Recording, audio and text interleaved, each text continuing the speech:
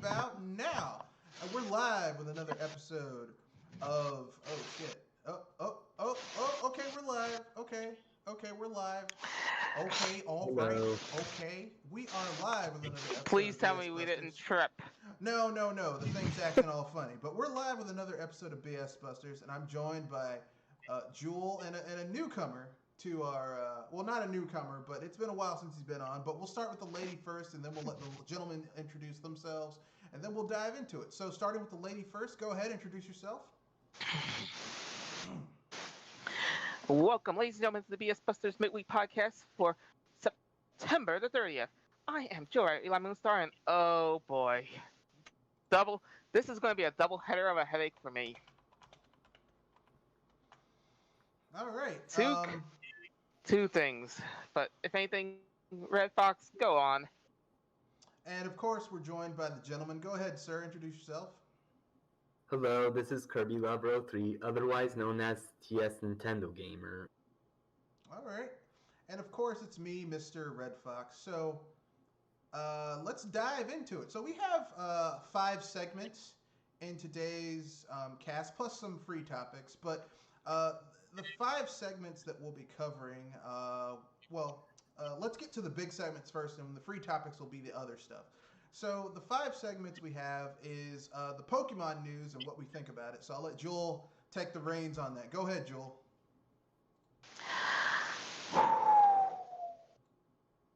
Headache 1 of 2. Here goes. Pokemon, you are doing some fantastic BSing right now. I'm going to say this. You're putting people that are into breeding out of business by giving us those ability capsules, which, I'll be fair, it probably would have worked, but not on a game that is so easy that's toilet paper. You have now this random chance battle system of sorts, where you have Gigantamax battles with random Pokemon, and you go through and do all those battles. It's interesting, but I know it's going to be a a-hole. And all this is locked behind a paywall, mind you. Especially a tournament where you battle in 2-on-2s with an AI partner or a human partner if you go that way. And then all these new Pokemon. Seriously. This is supposed to be day 1. 1 year fucking back. And I'm still gonna say this. You people that keep on sucking Pokemon companies and Game Freaks beeps, you guys need to get a fucking kick in the balls.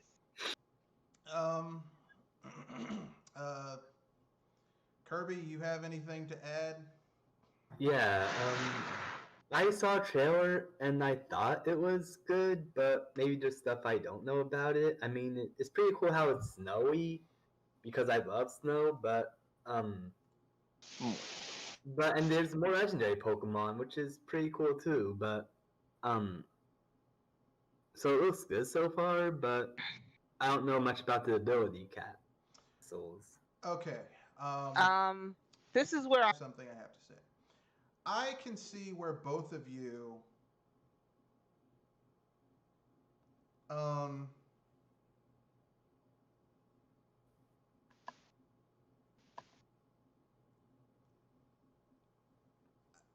coming from. I think Kirby is more concerned with what the game is going to offer him, and I think you're more concerned with what this game has done to the legacy of the series. The way I'm looking at this is I don't like the fact that the things that they're adding in this game, in this DLC, is stuff that was in other Pokemon games, just in the game, and you didn't have to pay extra for it. precisely. I am kind of upset that the bare bones version of Sword and Shield is you can beat that game in like 15 hours if you know what you're doing. The reason why I say it's like toilet paper. And then content that in other games you would have had to unlock by playing the game, like they It's basically not behind the credit gated card. behind a DLC, an expansion pack. I'm not cool about that. I don't think that's one of the reasons I didn't buy the game. I was like, and look, listen, I'm not the most hardcore Pokemon fan these days, but back in the day, I'm talking like Gen 1, Gen 2, Gen 3, Gen 4.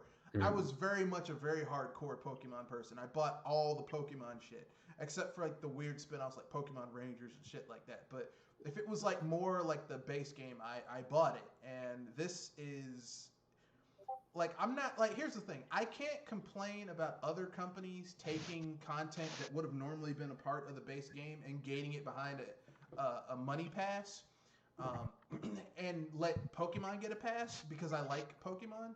So just like I would call them out on the bullshit they're doing, other companies that do that, I cannot let Pokemon Company and Game Freak get away with it.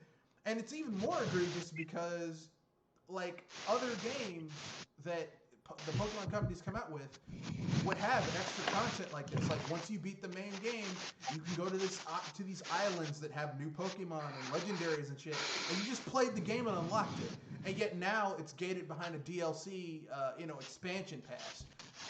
Yeah, I mean, this is the reason why I would say I could even eat a freaking third version at this point to not suffer that. I mean, and the thing is like when they were doing all this stuff, when they were having the decks and cutting out content, people were like, "No, this is because it's a lot of work." I was like, I said the reason they're doing this is that they can sell it to you later on in expansions for extra money. And people called me a liar. People got mad at me. People cursed me out. People got mad at me. And I was still arguing about it.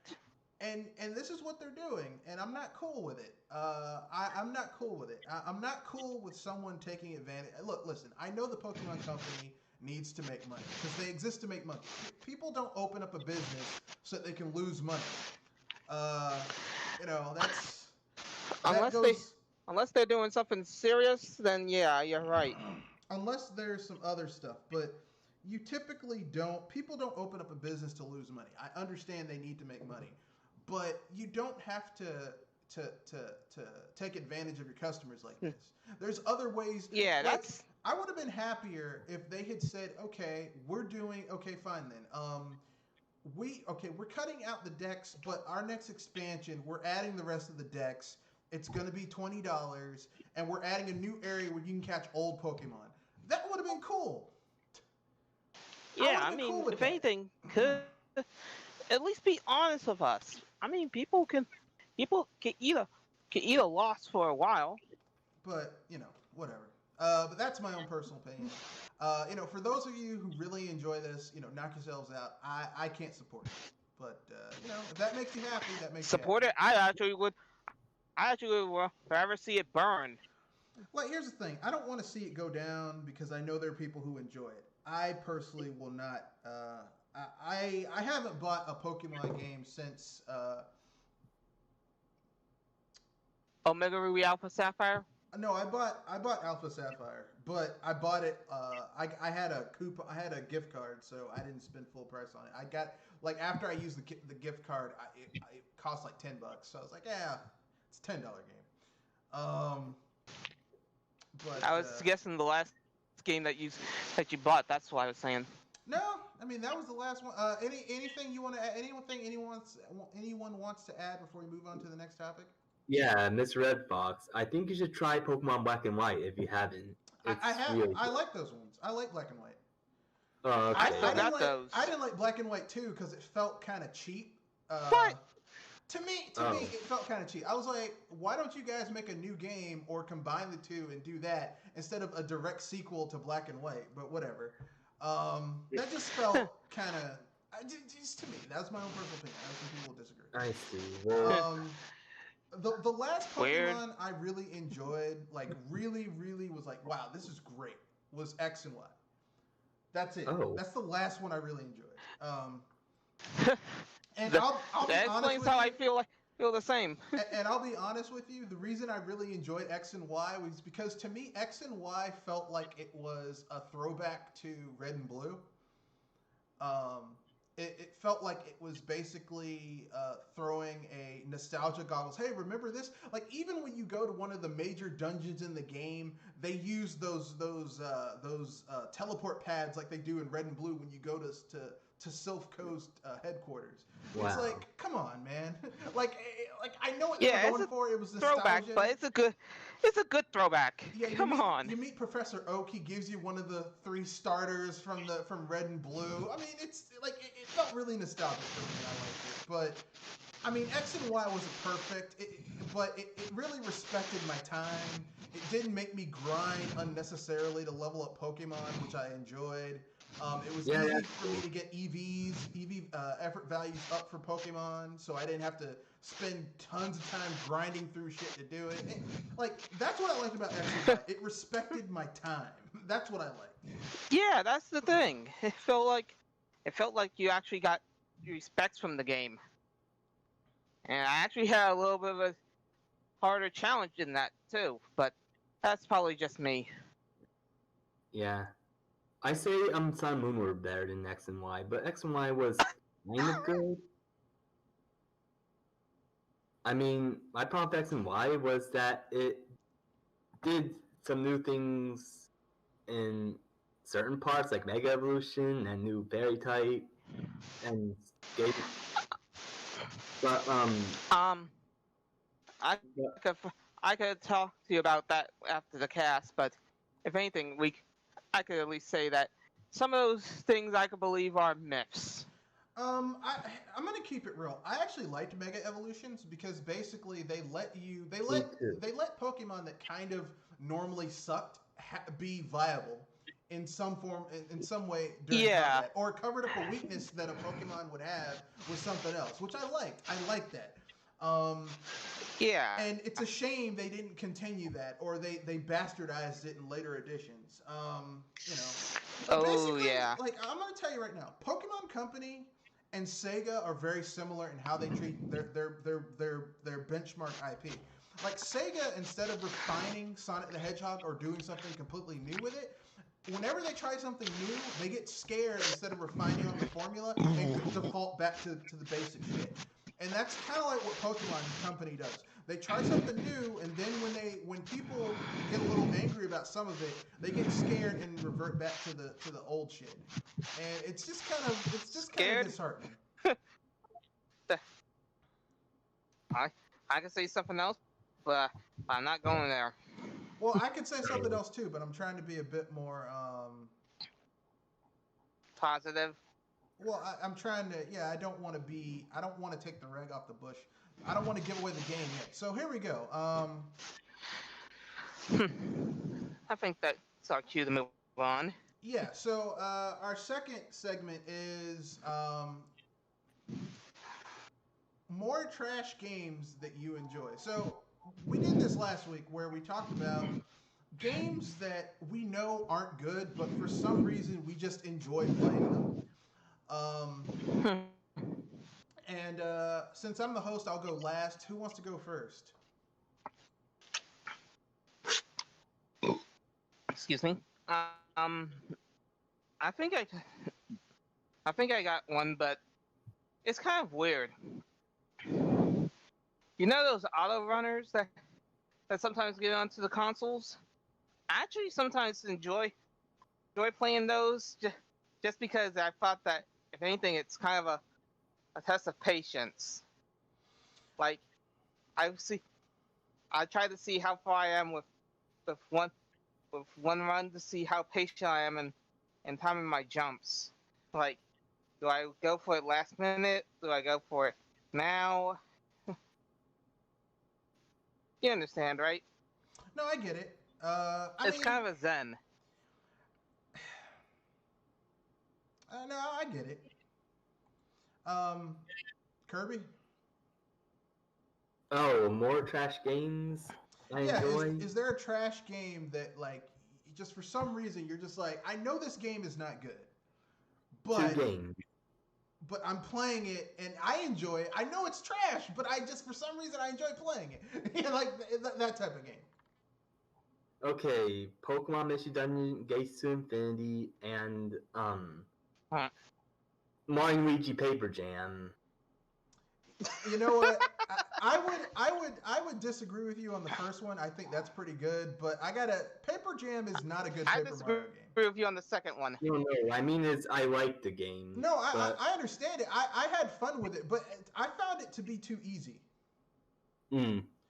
Like Mario and Luigi Paper Jam. Like once you like the thing that bothered me about Paper Jam when I was playing it was I was like, okay, like it was too easy for a Mario and Luigi game, because Mario and Luigi games, they start out kind of easy, and then the difficulty spikes in the middle of the game, and then if you didn't build your character, if you didn't level up properly or equip the right stuff, it gets kind of hard towards the end.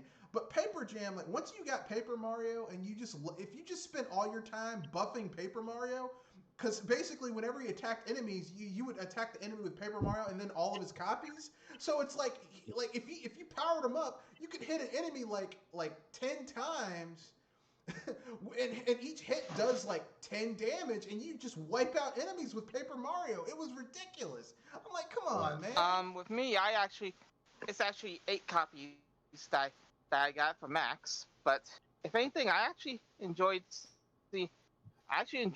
Mario and Luigi Paper Jam, because actually the only thing that really was tricky for me was the card system. Yeah, I mean that was the one thing that kind of brought that game down for me, was just Paper Mario made the game too easy. Oh. To me, but I could see where that's it's a fun game, but he just made it too easy. It's like I just hit this dude and I did 80 damage with my maxed out Paper Mario. Like each hit did like 10 damage, and I hit the dude like there's nothing that Mario and Luigi could hit this dude with that's gonna do more damage than this attack. And that was just a base jumping attack. Paper Mario broke that game. Like I know what Alpha Dream was trying to do. They were like, well, Paper Mario's popular and Mario and Luigi is popular. We need to sell some games. We'll make it easier. We'll streamline it. It's like, no. Yeah. I didn't mind that it was easy. As a matter of fact, I played it on easy mode. But Same. But the thing is, they should make. Oh wait, never mind. But if another Mario and Luigi game were to be made, despite Alpha Dream being down and bankrupt, yeah. I think they should make the next Mario and Luigi game a little harder than the remakes and Paper Jam. I'm gonna keep it real. I think Partners in Time was not Partners in Time. Dream Team was the perfect level of difficulty for a Mario and Luigi game, because it was like once you leveled up your characters and you learned how to use the partner attacks, and the dream attacks, the Dream Luigis. Yeah. Once you figured out how to use those abilities enough, it got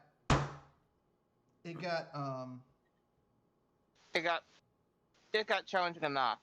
So yeah, it got challenging enough, but it wasn't undoable. Oh. Yeah.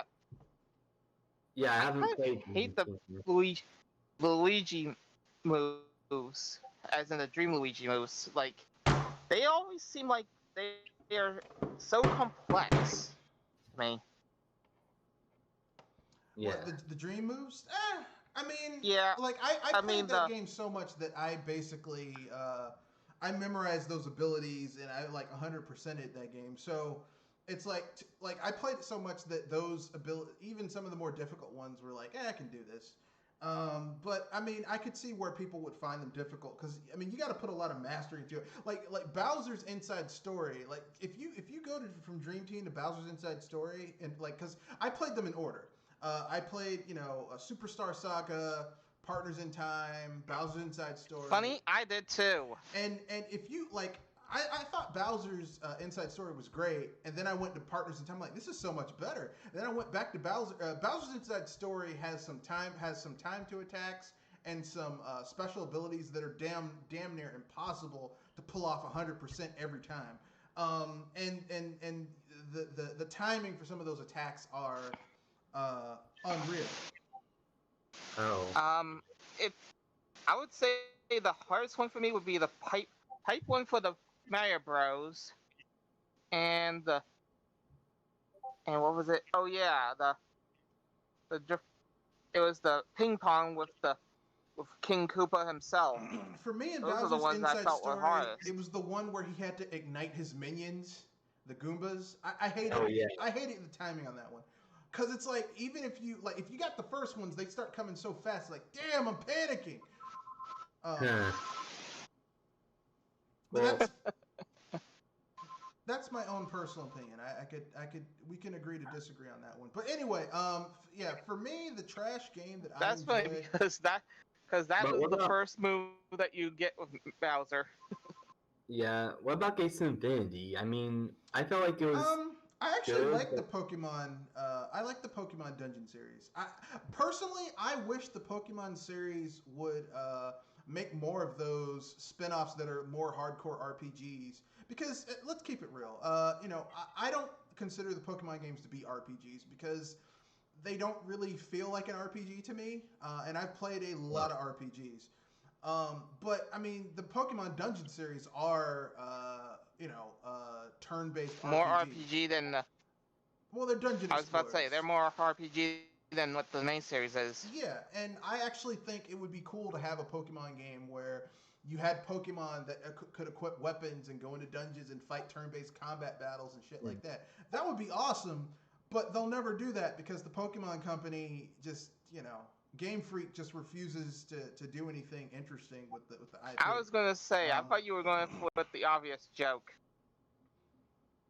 yeah. Fortunately, there are fan-made Pokemon games that can do somewhat better than Game Freak.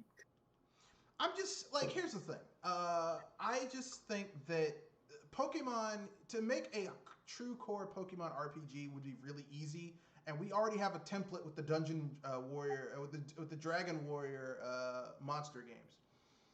They're Mm. basically essentially RPGs except with monsters, you know, and Oh. Mm-hmm. I like that, but whatever. It's never gonna happen, so I don't get my hopes up or hype it up because it's not gonna happen. Um, the next one is well, I haven't told my trash game. My trash game that I enjoy playing, even though it's total and complete trash, is a cell phone game. Oh. Yeah, it's a cell phone game. Now I haven't spent any money in this game. I was about to say which one because I'm actually curious. It's called AFK Arena, and Okay, that's a surprise because that's one's been showing up on my YouTube advertisements a lot.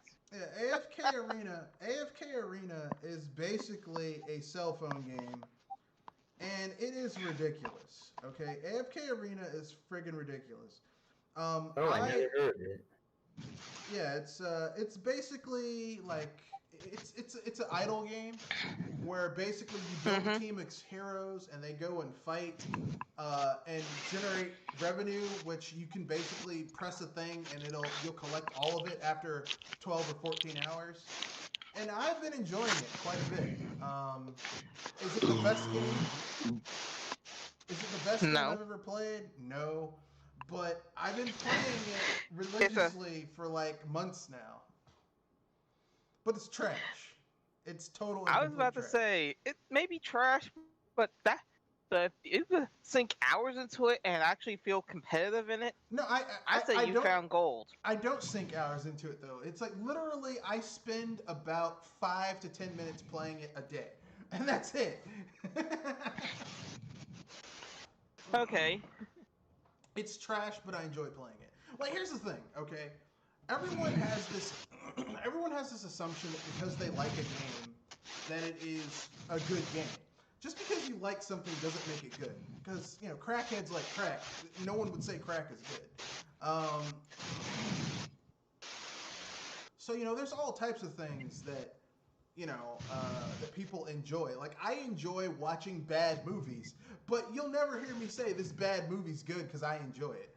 Like, I like The Last Mm-hmm. Dragon with what's her name? Shit, I forgot. Apollonia and Timok and Julius Carver III as Shogun Shonuff, the Shogun of Harlem. I really like that movie. But it's a trash movie. It's terrible, but I love it. It's a terrible film, but I love it. So I mean, what sparked this argument, this topic was I was on Twitter, and a friend of mine, an acquaintance of mine, basically said that he loves Watch Dogs. He thinks it's a good game. I'm like, Watch Dogs is a terrible game. No, not Watch Dogs. It was. I know who that is. It wasn't Watch Dogs. It was that game from Tomonobu Itagaki that came out on the Wii U. Oh, please tell me that. Yeah, that game. And I'm like, that game is trash. Devil's Third. Yeah, Devil's Third. I said that game is that game is bad. Okay, Devil's Third is a bad game. Now, I'm not saying that you can't enjoy a bad game. I mean, I just said there's a bad game that I enjoy playing. I was going to say that I consider it a movie game. It's not even a movie game. It's Devil's Third is just it's very bad. Like Devil's Third is poorly optimized for the system. It's poorly optimized for the system. It looks like a PS2 game on the Wii U, which we know that the Wii U was slightly more powerful than an Xbox. It was better than an Xbox 360 or a PS3. That game should not have looked like that on that hardware, and yet it did. And there was no excuse for it. And then, I mean, then you factor in the bad performance, the bugs, the glitches. Like, there is no way on God's green earth you can tell me that that's a good game. And yet, there are people who enjoy it. But just because you enjoy something doesn't mean that it's good. I mean, there are people who enjoy eating McDonald's triple cheeseburgers, but a triple cheeseburger is not good. Okay? Just because you enjoy it does not make it good. So yeah, that's what basically created that topic. So on to the next topic. Wait, what about you, Drew? She already said hers. It was Yeah, though if anything, I said that I had a thing for auto runners. So if anything, I do have another one. Go which ahead. is probably okay. Oh yeah. I actually tried to play some of these Crash Bandicoot games, and I actually found myself a little bit in fun with Crash Team Race with the Crash Party game, but I consider it utter garbage. Yeah. Oh, I'm talking about the board game one. Yeah. Which you have to admit, it made me laugh at how terrible it is. That's the only reason why I keep on playing it. I got another trash game that I enjoy that's utter and complete trash. Skyrim. Skyrim is trash. But I enjoy playing it.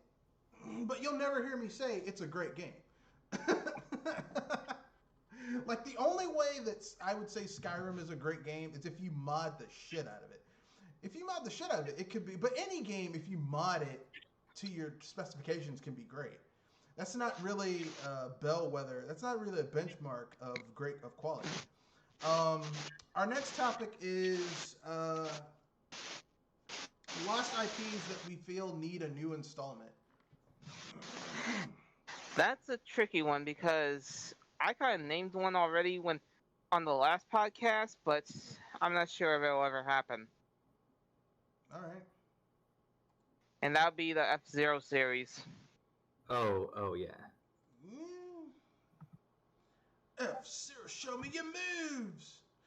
I mean, at this point, we can say that F-Zero is a lost franchise because Nintendo hasn't done shit with F-Zero for years at this point. I'd say at least 3 generations. The last F-Zero game we got was on the GameCube. So GameCube. It's been, let's see, Wii U, Switch. So 3 console gens we haven't gotten a... Dang, I was right. And if you want to add in also the Game Boy Advance F-Zero, we haven't gotten a new F-Zero game on a handheld since, let's see, 2004. DS, 3DS. So, I mean, basically, there's been 5 platforms that have not seen a F-Zero game. Yeah. And that's a shame because I like F-Zero. Yeah, I have some ideas with it too. What? I have some ideas with it too. I mean, there's some cool shit that they could do. It's just we haven't really Seen anything new come out? Yeah. For me and Mo to say just nothing we can do with it. Like, I that's mean, crazy. they're like there's nothing they can do with it, but there's tons of stuff they could do with it. They could make a spin-off where you're just basically Captain Falcon hunting down criminals. Oh. They could do Yeah. that. They could do an F-Zero game where you're not one of the named people. You're just some random person who gradually builds themselves up into being a badass, like starting out on little shitty races, winning money, taking that money, buying better parts for your cart, for your hover vehicle, Yeah. and then like basically gradually building it up. I mean, there's tons of cool shit they could do in F-Zero. It's just they don't want to. They just don't want to do it. It's not that there's nothing. They just don't want to do it. And I mean, that's okay. I would rather them just be honest and say, look, we don't want to do it. Okay, cool. Then why don't you farm it out to like one of those studios you're sitting on and have them make an F-Zero game. Or you can give it to Sega because the last good F-Zero game we got was on the GameCube and Sega made that game. So Sega could figure out something to do with the twist. shit. Though, if anything, the last time they made a racing game, they did pretty good. Though they do have some iffy ones. Give it to Sumo Digital. They're the ones who made Free Rider. No. Give it to Sumo Digital. They work with Sega. They're the ones who made Racing Transforms, which basically felt like a Diddy Kong racing game. Diddy Kong Racing, I'm gonna hate to burst your bubble on this, Red, but Diddy Kong Racing may be a good game, but doesn't have any originality in it. It doesn't have any big memorable kart races in it. Yeah, it does. It doesn't. Yeah, it does. Doesn't. I can name 5 memorable tracks in that game. I mean, they barely have. I mean, it's barely all the same. I can name 5 memorable tracks in that game. 5 of them. Not by Usually name, I only use but one card in the game. What? Usually I only use one card in the game, so I can't really speak on that. But Diddy Kong Racing is cool. Of the N64 Nintendo first party games, kart racers, I prefer Diddy Kong Racing over Mario Kart. That's my own personal opinion, however. Just because you did have the different vehicles in Diddy Kong Racing, a lot of the tracks to me were at least more enjoyable than anything I got off of Mario Kart 64. You know. Plus, they had a lot of Star Wars references in the space level, which I thought was cool. That's probably where most of your references come from. Your favorites come from. And plus, they had one of the most awesome boss races in a kart racing game. Wizpig was a bastard, and he was cheap. And so when you finally beat him, it was great.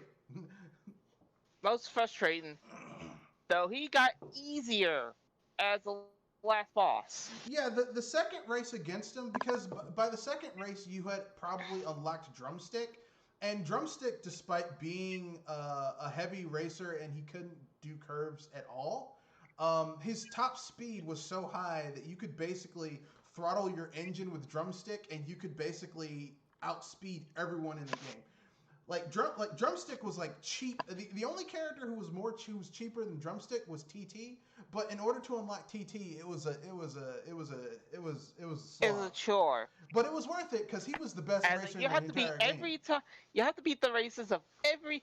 You have to beat every time speed of every developer that raced on those tracks. And you know what? I did it, and I unlocked TT in both the Golden Balloon Adventure and Adventure 2, which is a silver balloon with with the reverse. With the You mirror tracks. honestly did that? Yes, I did. So, It's one yeah, thing to I do on the kind of like. normal adventure, but on the silver, Yes. you are nuts. Yeah, well, look, man, look, when people say, oh, you don't know what you're talking about, you're not a gamer, bullshit, I'm not a gamer. Look, my games, every game that I have for every console up till, like, the Wii, I played the shit out of those games, okay? So I don't want anyone ever looking at me askance saying, man, you don't know what you're talking about when I talk about video games. I know video games, okay? Which is why whenever I see, people talking shit about, which is why when Microsoft bought Rare and I saw how Rare went to shit under Microsoft, it hurts my heart to this day that Rare went to shit. Speaking of Rare, I have an IP. Rare was already IP. going Rare was already sinking like a ship, but Microsoft sent it down faster. Let me put it this way. They had a dip in quality. Every studio has a dip in quality. Every studio has games that aren't on the level of the rest of the games. Even Nintendo first party studios have a dip in quality. For example, Mario 64 is great. Mario Sunshine is a dip in quality to me. Yes, graphically it looks better than Mario 64, but because the game because in order for like a 3D Mario game is all about the platforming, pure platforming. They had to include a fucking gimmick in Mario Sunshine to get the platforming to work. And if you have to use a gimmick in order to make your platforming work, your platforming is not what it needs to be. So to me, Mario Sunshine is a step down in terms of pure platforming. But, that was their dip in quality. That was their dip right there. But then they bounced back with Mario Galaxy 1 and 2. Because Mario Galaxy 1 and 2 are just... Those games still have not been topped by Nintendo's first-party Mario team. Mario 3D World is great. I enjoy that game. But they aren't as good as Mario Galaxy. And Mario Odyssey is not as good as Mario Galaxy 1 and 2. Sorry, I know some people will get angry when they hear that. I don't care. No, it's true. It's not, okay? Mario Odyssey feels like... No, I mean, it's true that the Galaxy games are the best. You can't... And here's the thing. People are saying, well, it's because Mario went into space. No, it's because of the platforming and the inventive level design. The platforming and the inventive level design, you can't... Like, they haven't topped that yet. They haven't. And, that's just the way it is. So, I mean, it's... every company is going to have their downwards point. Like, even the Zelda team. I would say Twilight Princess was great because it's basically like a better version of Ocarina of Time. And then they had kind of a downward turn with Skyward Sword. And I know there are people like, I like Skyward Sword. I'm not casting aspersions on people who like Skyward Sword. What I'm saying is that they spent so much time trying to get the motion control to work in that game that basic shit that should have been in a Legend of Zelda game was not there because they had to spend their time getting the motion control to work. Same thing with Breath of the Wild. They spent so much time getting that physics engine to work that basic things that have been in every other Legend of Zelda game weren't in that game because they had to get that physics engine to work. So, I mean... My point being is this, okay? Every studio is going to have their ups and downs, okay? Like, for Rare, I would say their down was Dinosaur Planet. But to be fair, Dinosaur Planet, it's a Zelda clone. And really what brought that game down was that they added Star Fox to it. Had that game been what they originally wanted to be, which was not Star Fox related, probably would have been a better game. Star Fox is like, you don't belong here. You need to... you landed on the wrong planet. But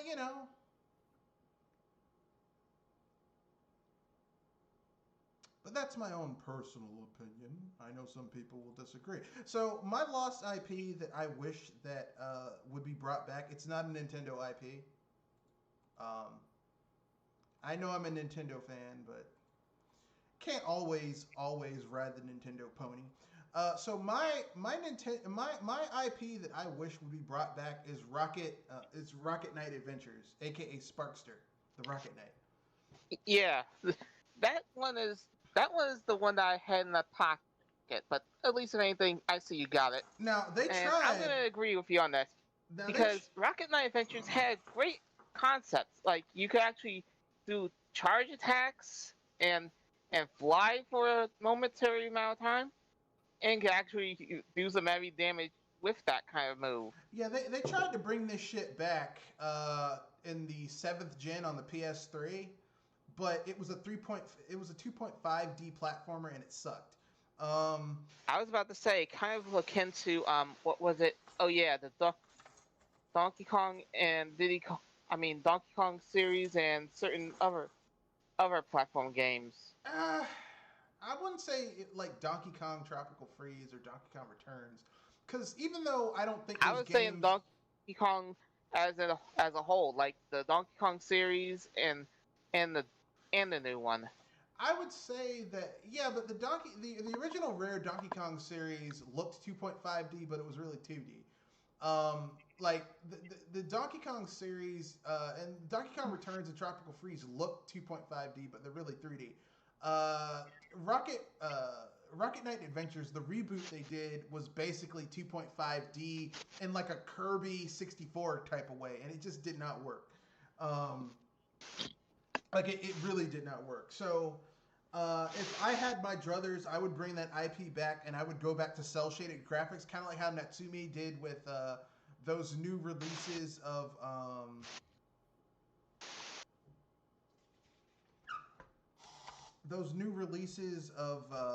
Sunset Riders and the Ninja Warriors again.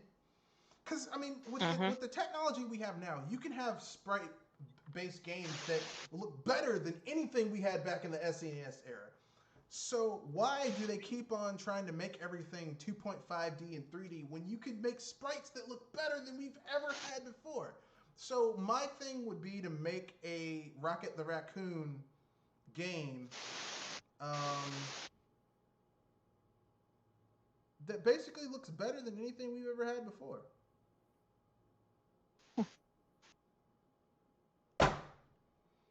That's what I would do.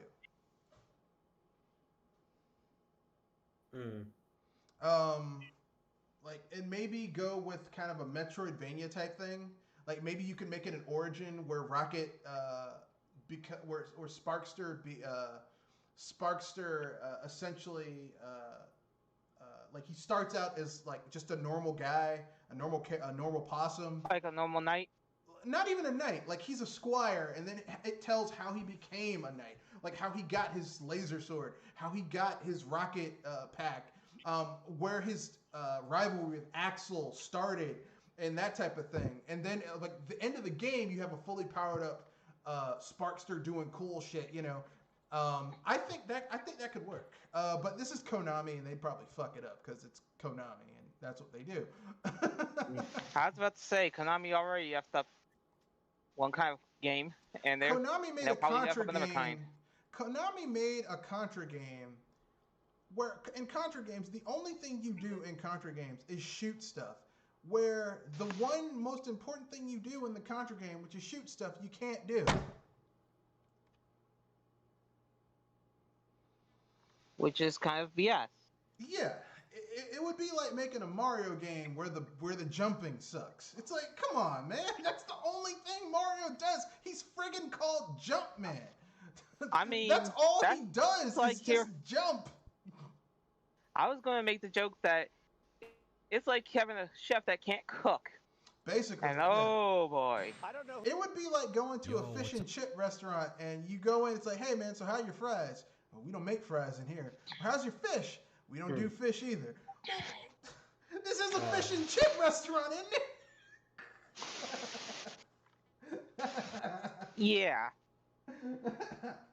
They'd be like CJ from Grand Theft Auto San Andreas. CJ, you had one job, and you couldn't do that. But anyway, that would So Konami messed that up. Do you have a lost IP that you wish they could bring back, Kirby Lover? Oh, I was gonna say F-Zero, but here's some others. Go ahead, pick one. I'd like to see a nice climbers game, a 3D one, and a survival one. So like a cold meter, like if you get too far away from your buddy, they'll get too cold and die, and then you're Something in trouble like that. because they can't come back. That'd be a very I was interesting thinking- game. I was thinking more like, maybe you have to get to a food in time, Oh, okay. So you got to eat to maintain your body warmth. but So there's that like you can dangers stay out alive. there. I mean, that'd be interesting. As long as Nintendo could somehow keep the same cute aesthetic. Yeah. Because I wouldn't want this to turn into like a Bomberman Zero situation. Oh, I'm sorry. What was that you said? I said I wouldn't want this to Bomberman become like a Zero. Bomberman Zero situation. What? Thank you for reminding me of that BS. I wouldn't want this to become like a Bomberman Zero situation where they turn cute and cuddly characters into like Hardcore, emotionless beings of robotic flesh. into dude bros. Trying to be cool. Yeah, that's what that kind of gave me the chills when I remember hearing that for the first time. Bomberman Zero. Bomberman Zero. Yeah, that was such a misstep. It wasn't even funny. Yeah, it'd be like making Extra Federation Force or something. Yeah, Like that. Hey, they did that. hey. Well, here's the thing. I'm one of those people. I am a Metroid Prime fan. I'm not like those fake ass Metroid Prime fans who only played the first one and then were like, I'm done. I played all of them. The first one, the second one, the third one, and Federation Force. And I honestly tried to get into the Metroid Prime series, and I thought the Metroid Federation Force was my way to get back into it. And I don't really like. Here's the thing. My issues with Federation Force weren't the art style. I don't care about the art style. My issues with Federation Force were the fact that they took what should be a console experience, where you have this open world to get lost in and explore and all that type of shit, and they pared it down on a handheld. And doing that did not help the franchise. So like there's some series that you can put on a smaller screen and you lose nothing. Like Link's Awakening is not inferior to Link to the Past. But Federation Force is definitely inferior to Metroid Primes 1, 2, and 3. It's even inferior to Metroid Prime, like the 2D ones. I was going to say that if anything, I know Federation Force is not the best, but if anything, I thought it would be a good point to get into the Metroid Prime series. No. Okay, another I'll IP, keep it Wario real. Land. Huh? Wario Land? Oh yeah, Wario Land? yeah, definitely Wario Land could be brought back. But before we go into Wario Land, just as an aside, the best game to get into the Metroid Prime series with, I would say, is Corruption, because it's easy to get into. It has a press button to win attack, which is the phase-on enhancement mode, where you can basically just destroy everything around you by shooting at it. It's the best one to get into. The puzzles aren't as esoteric and difficult to get into, and there's enough variety from planet to planet to planet that it doesn't feel like you're just running into the same. But yeah, Wario Land, I agree. They need to bring back Wario Land, and not WarioWare, Wario Land.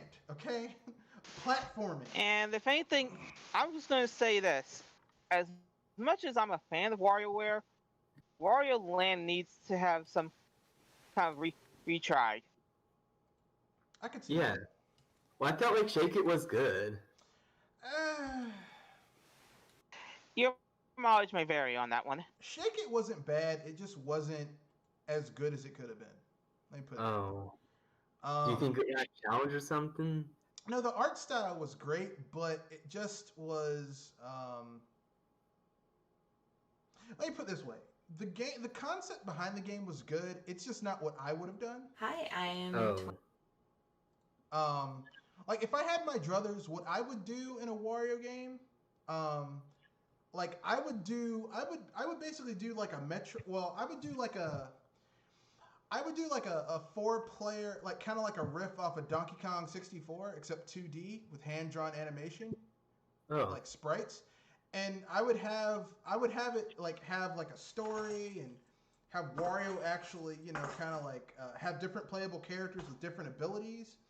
I was about to say, Wario usually works alone, so Well, you're I putting mean, them with the thing someone is is, going to be a little tricky. the thing is that like likes to use people.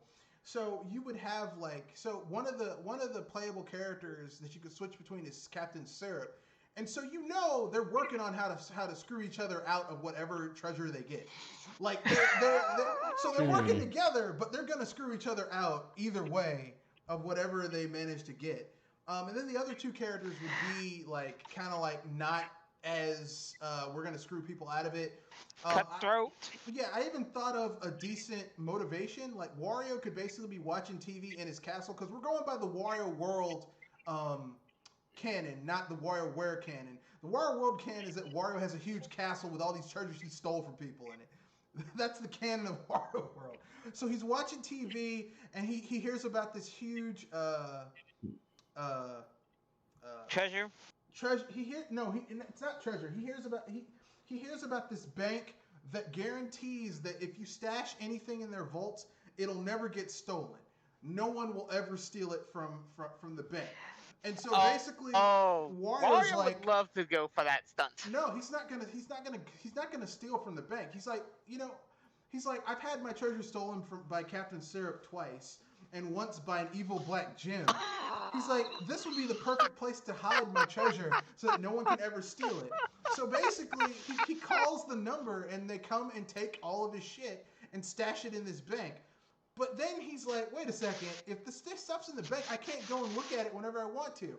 So he sneaks into the bank to check out his treasure, and while he's sneaking in the bank, he discovers that this huge like mega bank isn't exactly a mega bank. It's actually it's a space pirate ship where they go around stealing the treasures of other people and then stashing it themselves. And so he realizes he just literally gave his entire treasure to someone who's going to steal it anyway. And so he gets caught. They catch him out. He damages the engines of the spaceship, so they can't just leave. So they call the police on him, and they're like, "Hey, you broke into this bank. You got to go to jail." And while he's in jail, he meets Captain Syrup, who's in the same jail as he is. Not in the same cell, but they're in the same jail. And let me guess, for the same reason. Well, she's a pirate captain. She got caught trying to steal stuff, and you discover that the reason she's in jail is that her crew got tired of her basically taking all the money and never paying her. So she's like paying them. So they're like, look, we're leaving you. So she has this massive ship that has no crew at all. And so basically, like, Wario's abilities are based on like hats that he gets that enable him to basically use different abilities. But Syrup, her entire thing is that her special abilities are based on her crew. She has to re-recruit her entire crew. And that's how she gets new abilities and stuff. The other two characters I haven't really thought of. I think, like in terms of in-depth characterizations, I'm thinking in my head maybe one of them could be like a witch doctor type character who uses magic, and the other character could be like a city slicker type person who wants to get into like something that's completely out of left field. Maybe like become like a ballet dancer or something. And so, like that's a WTF. Yeah. So basically, Wario and these three characters join forces to like Wario to get his shit back, Captain Syrup to get her crew back, and also steal Wario's shit that was originally her shit.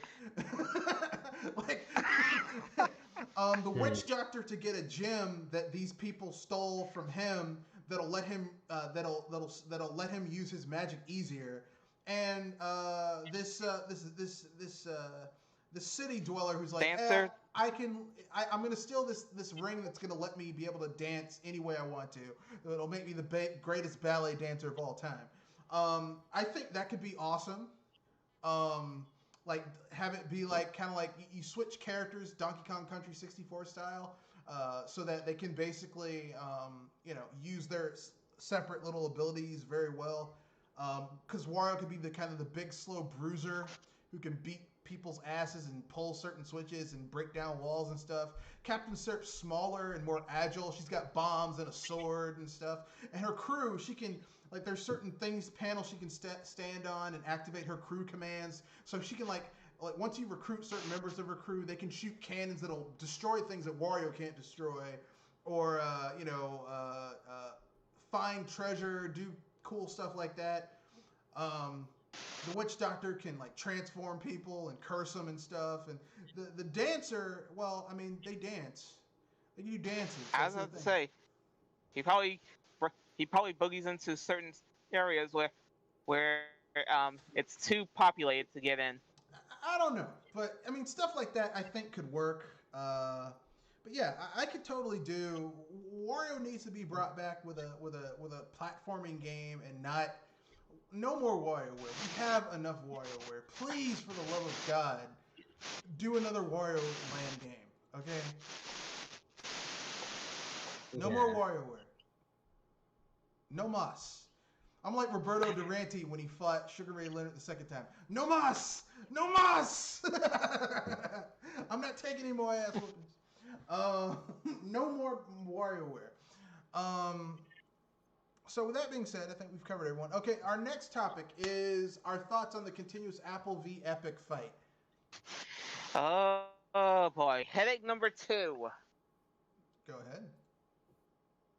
Apple, I'm gonna say this. You already are on the winning side of this. But if you're trying to do teabagging on Epic, it's kind of in a bad taste. Like how Levin tried to compare streaming to working at a burger stand. Well, I agree with what you're saying partially, but here's the thing, okay? Jewel, if you owned a platform, okay? If you owned a platform... I was saying that Epic, that Apple is already winning this argument that Epic is being a tool and they should have been, and the law's on their side. But no, hearing them, no, I'm thinking saying, that it's starting to teabag a little. No, I understand what you're saying, but if you owned a platform, okay, and I don't mean like an internet platform, any platform. Let's say you owned a restaurant, okay, and someone else wants to move in and use use your restaurant to sell shit, and they're like, okay, look.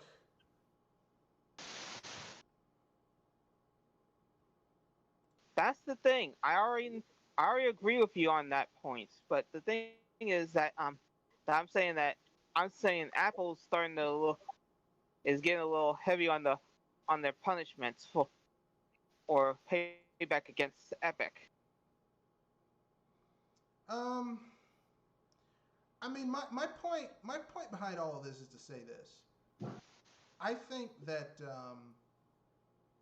that's the thing.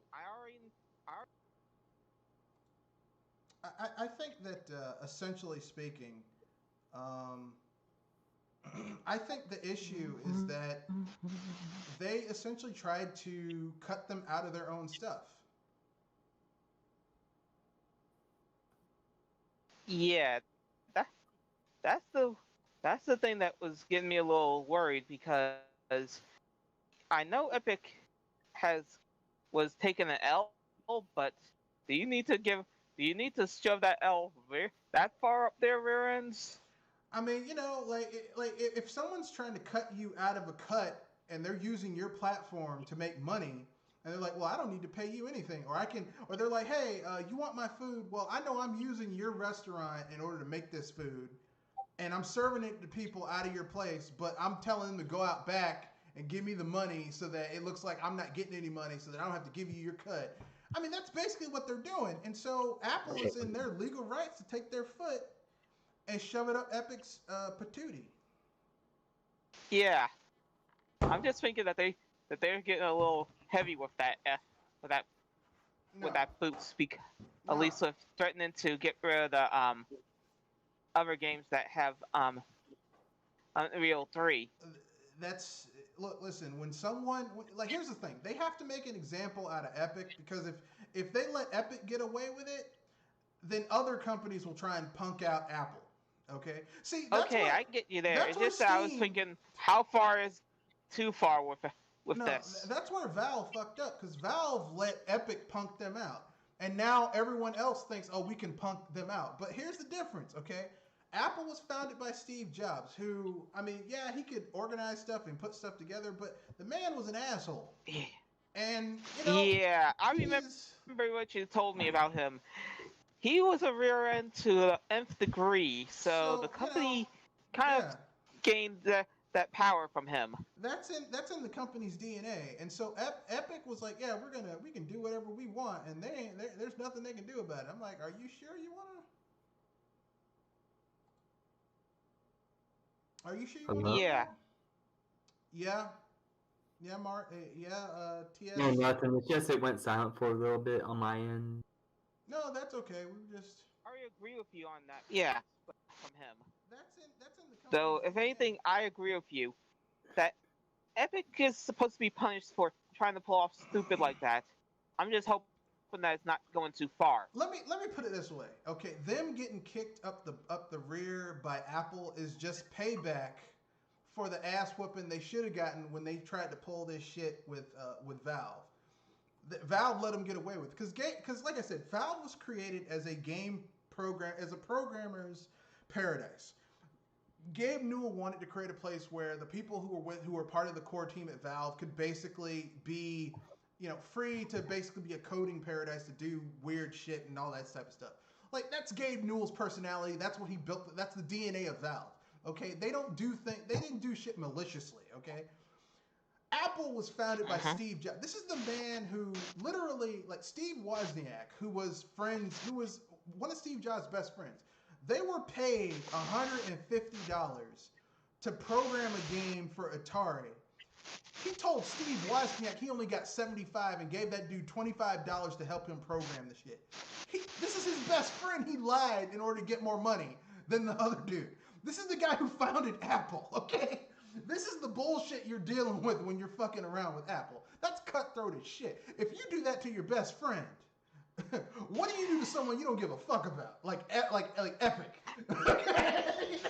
In that case, I could see where Apple is heading. Okay. And this is okay. So and Epic, this is where I could say, if this goes on, get ready to call a referee to see who has to clean up the mess. Yeah, so Epic is all talking all this game, and yeah, they did this and they did that. It's like, look, man, these people are the OG assholes. Are you sure you want to do this? Do you want to go, bro? Yeah. Do you At least really want to do this? Yeah, you can understand where I'm coming from. That I know that Epic needs to pay for their stupidity. I'm just hoping it's not going to be so serious that it's going to be causing another mess. Well, look. Here's a little thing my father used to tell me. Don't start a fight if you aren't prepared to get hit. Yeah, this is what Epic has done, and oh boy, I'm going to enjoy watching it, but I'm just hoping that it's not going to turn bloody. Don't start. That's the only thing I hope. Look. There's an old saying in the streets: "Don't start nothing, won't be nothing." Epic started something, and that is gonna be something. So that's. Look, man, y'all brought it on yourself. Look, listen. Y'all walked over here, you gonna be limping back. So that's all I got to say about that.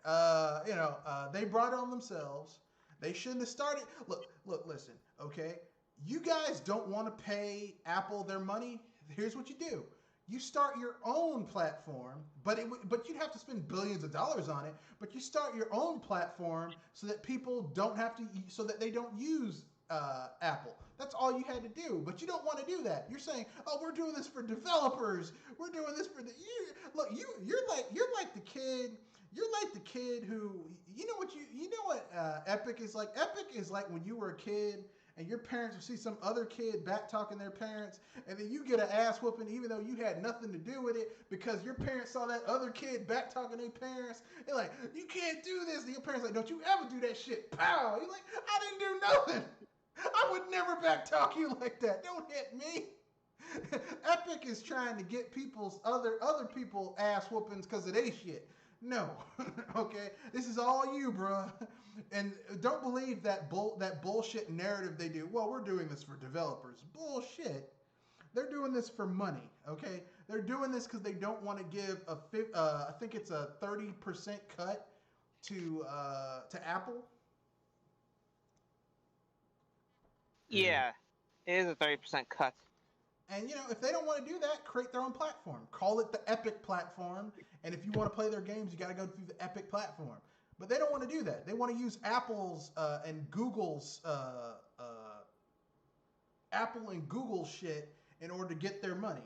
And I mean, that's real scummy. Okay, it's scummy as hell. But that's my own personal opinion. I could be wrong. Anything else? I was about to say you could go on for a while. No. We got one more segment plus free topic. Our final segment is unpopular opinion in the free topic. So who wants to state their unpopular opinion? I'll have to hold for a bit because I'm trying to think of mine.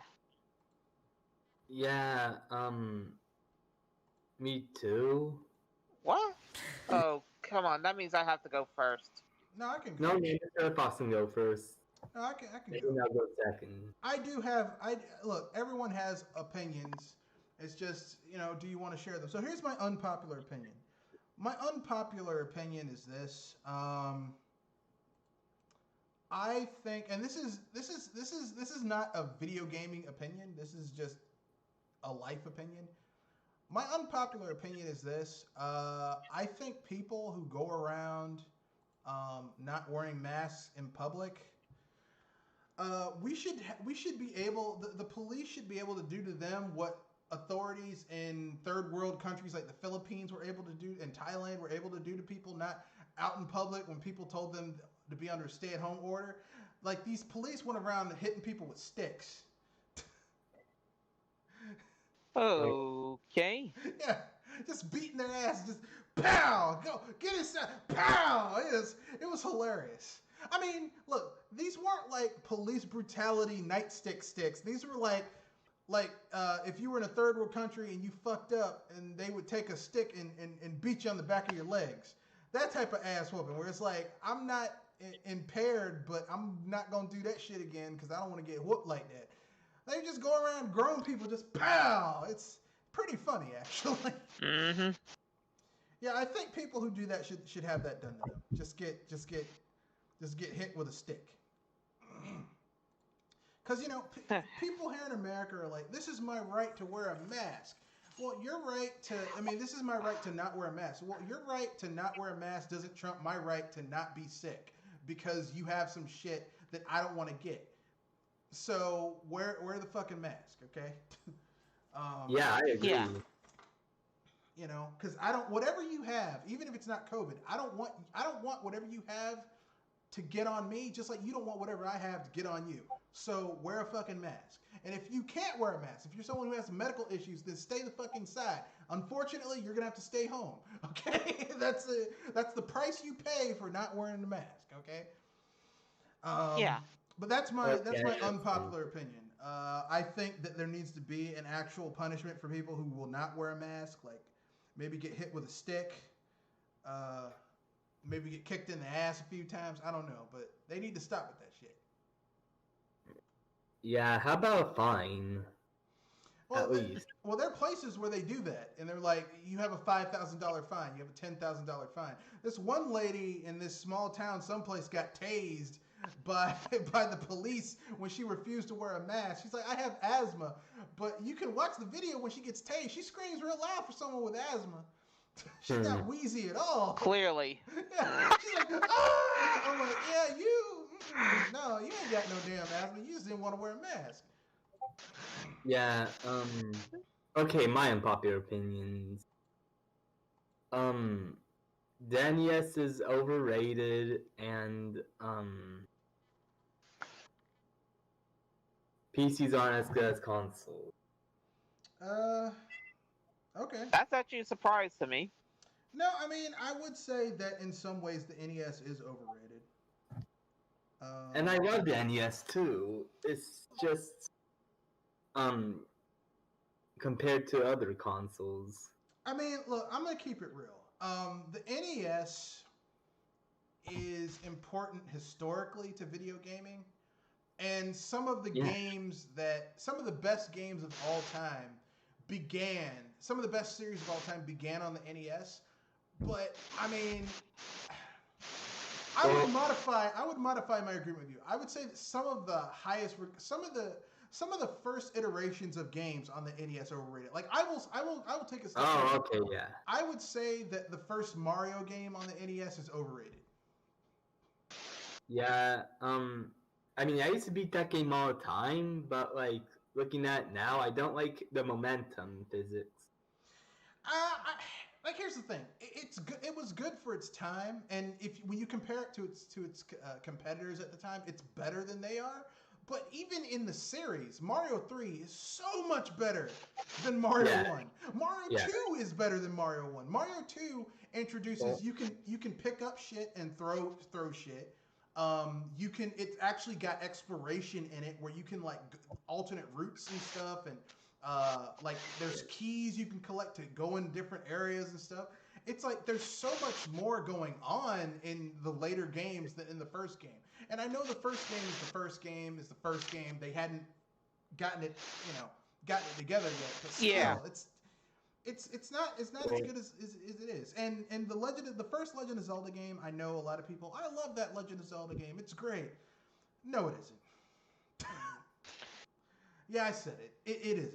It's not great. Okay. Oh. Any game. I was about to say, if it could be remastered, I'd hope for that. If any of the Legend of Zeldas be remastered, I hope it's the first one. First of all, they had to include a damn map with that game because it was so cryptic. Okay? If you have to include a physical map with your game because it's so damn cryptic, that's bad game design. That's not legendary. And here's the thing, it gets a pass on a lot of stuff because it is the first game in the series. The first. And they hadn't gotten nailed down what a Legend of Zelda game is. But compare the first Legend of Zelda game with Legend of Zelda 3, aka A Link to the Past. Link to the Past is so much better than the first game. Yeah. It's so much better. It's so much better. Yeah. Well, here's another thing. It's like, I didn't like how hard most NES games were. Like, there should have been more beginner-friendly games. The only beginner-friendly game I know of is Kirby. I mean, I would say Super Mario 3. I would say Super Mario 3. Super Mario Brothers 3 is beginner-friendly.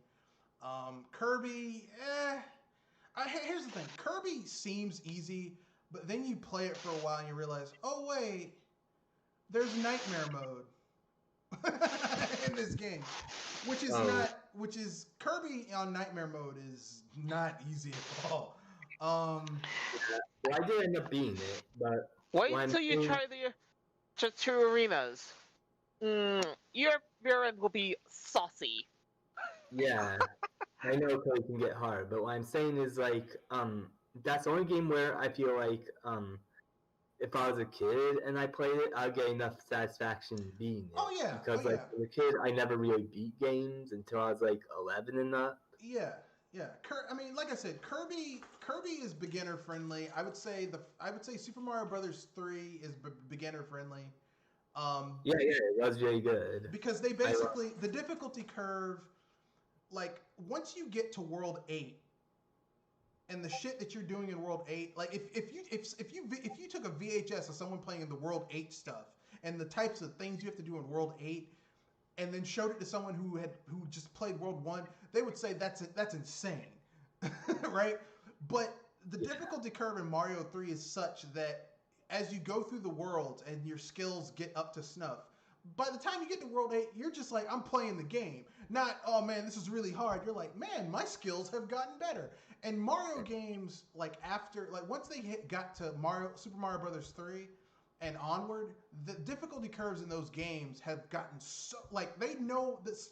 Nintendo knows, especially on their Mario games, knows how to hit that difficulty curve just right to where you learn what you need to learn in order to beat the game. But if you look at what you can do at the end of the game versus what you could do at the beginning of the game, you can see where your skills It's night have and day. grown. Yeah, you can see where your skills have grown. Well, I feel like Sunshine was one of those hard Mario games too. I mean, I didn't really find Sunshine hard. I just thought that, to me, it was a little too easy. Except for the levels where you didn't have FLUDD and you actually had to do platforming. I was like, I love this. It's just right. The FLUDD made that game too easy, especially when you got the jet nozzle that lets you, not the hover nozzle that lets you basically fly. I mean, hover in the air. I'm like, this is too easy. This is Mario games. As long as you have water, of course, but yeah, still. but water's practically friggin' everywhere in that game. Yeah. It's cheap. To me. But yeah, I get it. But I understand your unpopular opinion. Jewel, your unpopular opinion? The unpopular opinion I have is, well, I find that hearing people say that that handhelds are going to be replaced by cell phones. I consider that to be one of the stupidest things I ever heard.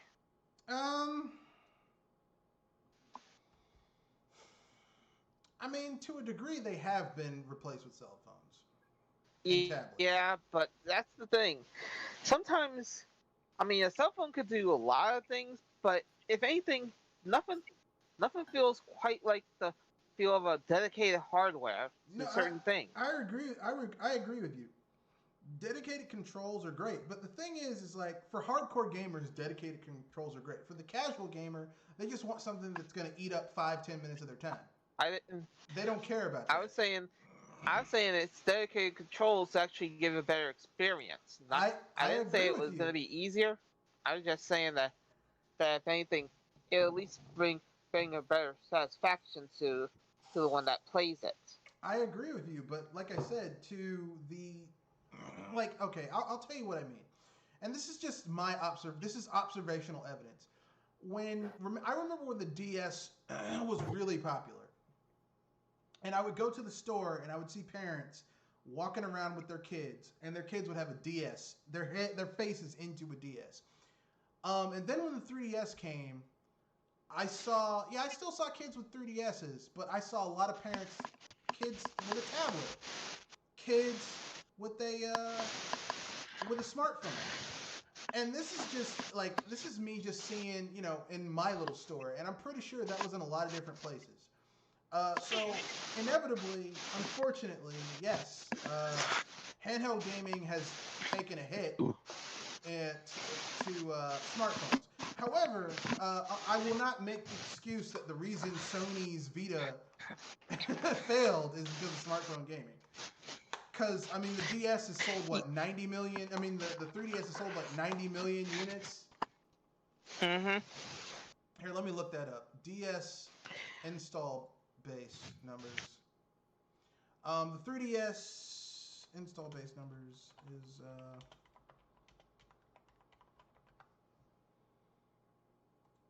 this is 2020, so it is at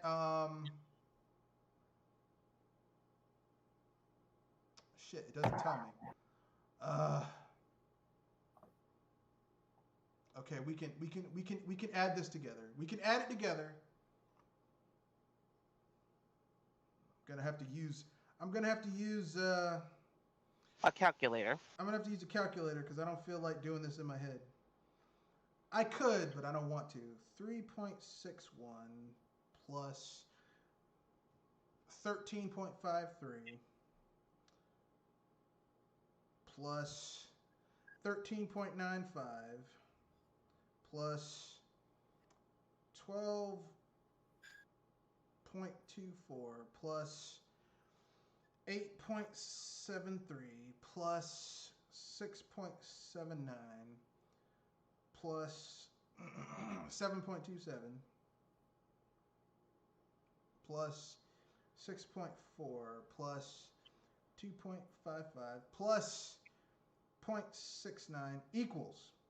So it's sitting at 70. It's sitting over a little over 75, almost 76 million, 75.76 thousand. Sorry, 75,760,000. 3DS. That's just the hardware. Okay. And you can see from these numbers that the 2DS and the new 3DS didn't really help sales of this handheld all that much. Which is why when people say if you put out a Switch Pro, it's gonna help. No, it's not. Please stop. New hardware iterations are not. Which goes into the second unpopular opinion I got. If you're going to be thinking that a Switch Pro is going to be selling like hotcakes, then I got a bridge to sell you. Yeah, I hope they just make a new Switch. I would rather them just make a new hardware entirely. Like I don't want a Switch Pro. Yeah. I don't want a Switch Pro. Okay. Yeah, that's the thing. I want the Switch Pro rumors to be effed over and busted. I would seriously. rather have new hardware because like Nintendo marketed the Switch as their new console. It's more of a handheld in terms of functionality, but they marketed it as their new console. I don't want another Switch. I want new hardware. Because there are certain games, like they're first-party games that are struggling to run on the Switch. Oh, really? Yeah. Yeah, as much as some of us are not enjoying our Switches, there's some games that have performance issues, and I'm not going into anywhere near those X jokes. And the fact of the matter is that like if your first-party games are struggling to run properly, then you probably need new hardware. And instead of them wasting resources on a new Switch, make new hardware that's compatible with the Switch, like they did from the Wii to the GameCube. That's all they got to do. Just the next hardware. Oh, you can play your Switch games on it too. Okay, cool. Like, I don't have to throw away my library. Yeah. I'd do that, but I don't want another Switch. I do not want another hybridized console. Okay, I want a dedicated console. Yeah, I'll agree with that. I want a real console, not some hybrid. So if anything, hearing all these people say hybrids are the way of the future. Maybe hybrid vehicles, but not a hybrid. Like here's game the system. Most of the hybrid smartphones, hybrid laptops, they suck. Wow. Like if you look at a hybrid laptop, right? That it's part tablet and part laptop. It can't do either of the things either those two things, dedicated things, do well. It sucks at both of them. It doesn't have the processing power of a dedicated laptop. It doesn't have the portability of a tablet. So why would I want that? Like,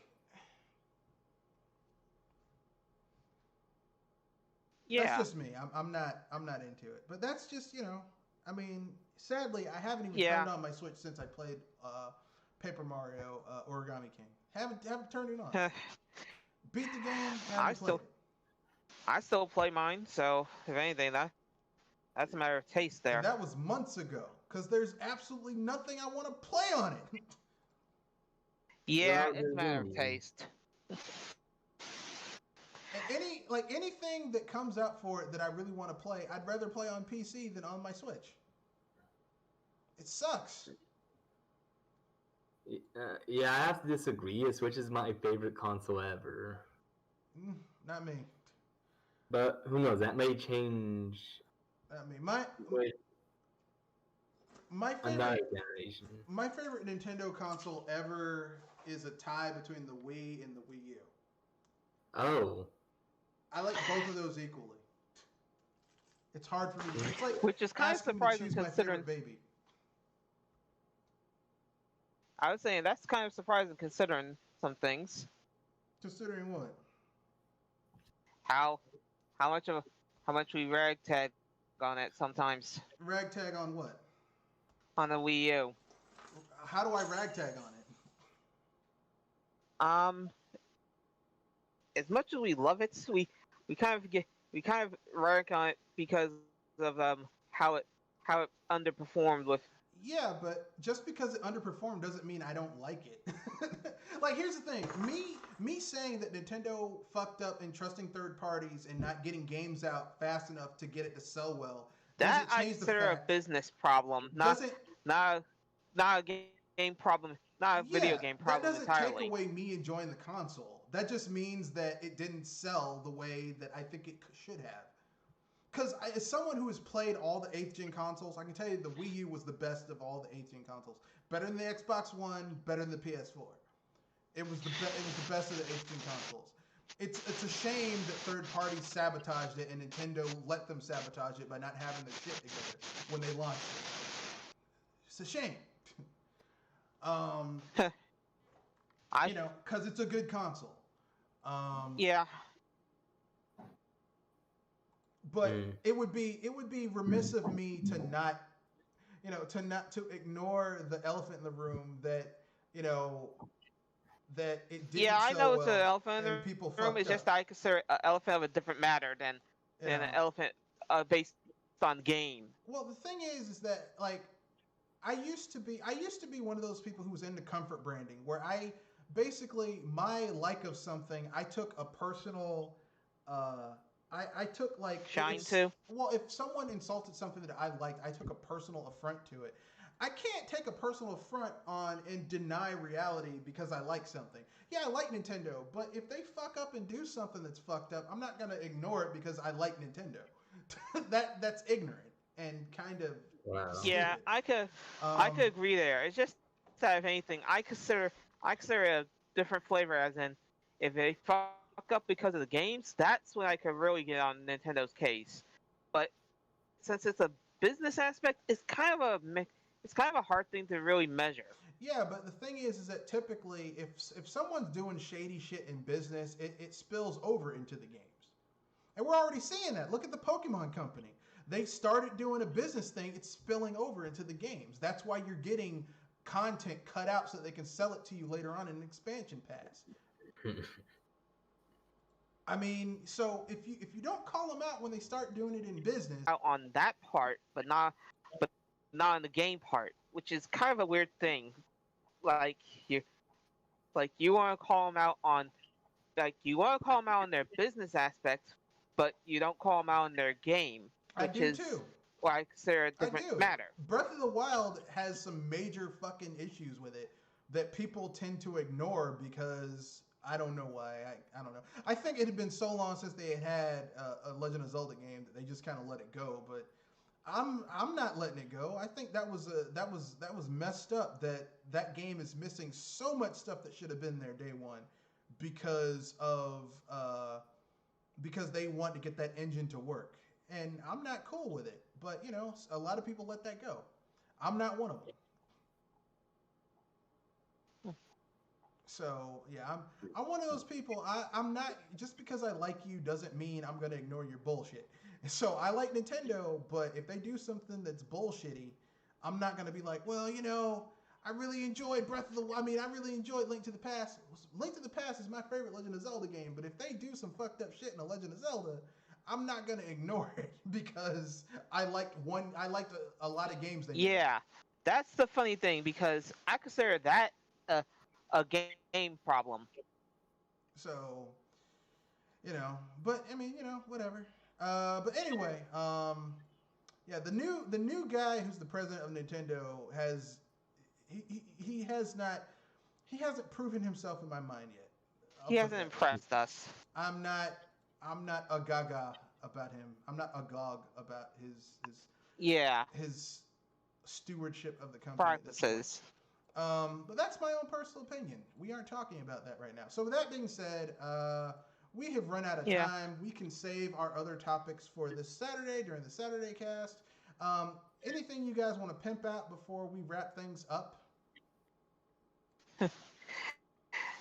No, but if anything, I am tempted to go one to see about you and me on Kirby, about Kirby Fighters 2. Uh, I mean, I can wrap it up really quickly. I found the first Kirby game to be a shallow gaming experience. The second game looks to be a little bit more complex, but not by much up from the first game. Like they're fine and within themselves, and they're on the lower end of the budget spectrum. My issue with the Kirby games is I would rather Hal make a new Kirby game, like Return to Agreed. Dreamland or Super, like the one where they had friends and team ups and all that shit. Like Yeah, I don't want right. more of this. Like I would rather have a new Kirby game from the ground up, a new Kirby game, than this. Yeah. So that's me. Like they wasted resources on this versus a new Kirby game. Hell, I'd take another box. That's a little odd because I consider it still fun. I would. Here's the thing. To me, it doesn't matter if it's fun. It's the resources that could have been put in a new Kirby game was put on this shit, which I know a lot of people enjoy it. They find it fun, but I'm like, I'd rather have a new. I'd rather have. I was thinking that if anything, it's supporting them by putting out some of these smaller things. But I mean, if anything, it makes me wonder: are if they could put so much content in those little games that that could be its own spin-off. If they wanted to do that, makes me wonder if they could actually pull that off. If they wanted to do a small little thing in order to make some money, they could have done a Kirby collection that had all the old games combined onto one cartridge. And I mean, They did that one time. No, they didn't do that. I mean, yeah, they did. But I mean, they could have done that with the newer ones that came out. They could have they could have all the Dreamlands, all the handheld ones, all little spin-off games that were like what's it called? That were Saddle of You exclusive, like a real Kirby blowout, and just put that because they have the code somewhere over there, and put that shit together. I don't want this. Hell, I'd rather have a re-release of Kirby Ultra Nightmare. Kirby Ultra Star than this. Oh, okay. You mean Superstar Ultra? Yeah, sorry, yeah, Superstar Ultra. I'd rather have that than this. This was just no. No. Yeah, well, I want to say I have a theory that the next Kirby game, the main one, is gonna be really big. Like it could be a 3D Kirby game. If it's gonna be like Kirby 64, I'll skip it because Kirby 64 is bad. That's not a good Kirby game. It's not a good Kirby game at all. It's terrible. I felt like it was decent, but why didn't you like it? The mechanics, the gameplay mechanics were kind of trash. The gameplay mechanic. I mean, okay, combining abilities is cool. I'm not gonna lie about that. But like they nerfed Kirby's ability to fly because it was a 3D world and they didn't want to go anywhere. Like that either. Like you couldn't really backtrack in some places. So even if you had an ability, it's like, oh man, if you didn't have the right ability to get a special area, you got to replay this entire level all over again. Sucks for you. Like that game had a lot of design issues that made it not really come enjoyable. Yeah, it was the design issues that kind of made it not work for me.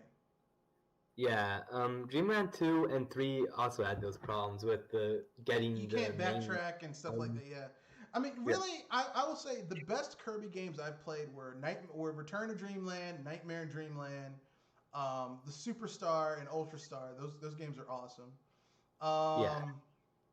I would say the Planet, the two ones that were on the DS that were on the 3DS. Those games were good. Squeak Squad was trash. I'm sorry. Wait, Squeak Squad was trash? Yeah, Squeak Squad was trash. Squeak Squad was trash. Yeah, I said it. It was trash. I did not like that game. That wasn't bad. That wasn't bad. I mean, it felt like an average Kirby, but it wasn't the worst.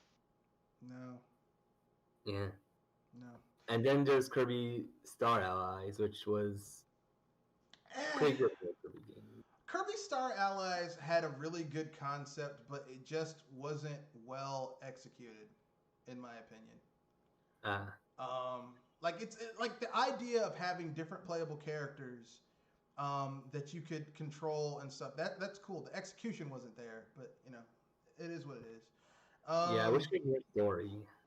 Like I said, I mean, you know, there's lots of stuff that, like, okay, fine. Then they released a they released a $20 Kirby fighter game. Okay, that's cool. Couldn't you guys have made like a $20 Meta Knight game where you go around slicing and dicing the shit out of people? That would have been more interesting than what they did. But no, we get a Kirby fighting game. Yay. At least it's a lot more developed than oh boy. Of all the things I'm gonna say, I'm gonna regret this somewhere. Super Team Kirby. Yeah, Super Team Kirby. Super Team Kirby was a good concept, but it was like a little mini game. If you're gonna turn Kirby into a pseudo RPG, they should have went all out and made an entire game built around the concept of a pseudo RPG. Like they relegated Kirby to like this little. They keep on making all these little bite-sized games. It's like, Hal, you guys are some of the best developers in the industry. And I know people are going to say, isn't Nintendo the best developers in the industry? Let me let you in a little secret. Satoru Iwata, when he was the president of Nintendo, a lot of the people that made up the best developers of the A team and the B team in Nintendo proper were recruited up from HAL. So if they came from HAL, then HAL had the best and they were recruited up to Nintendo. Okay? So you guys are better than this. Why do you keep on releasing these little pieces of shit like mini games? Like, give these people money to make some big shit. They are. These games are not really shit, but they feel like they're snacks like, compared to a full meal. Bite size, yeah. Bite-sized games. Make some big, like Nintendo. Take the reins off and let them make a big Kirby game. Now's the time. Now is the time to make a big Kirby game. Okay? Because the Switch is selling Game Busters, and from what we've seen of the Switch fan base, they will buy any shit you guys crap out. So Kirby games, they'll buy that shit. So there you go.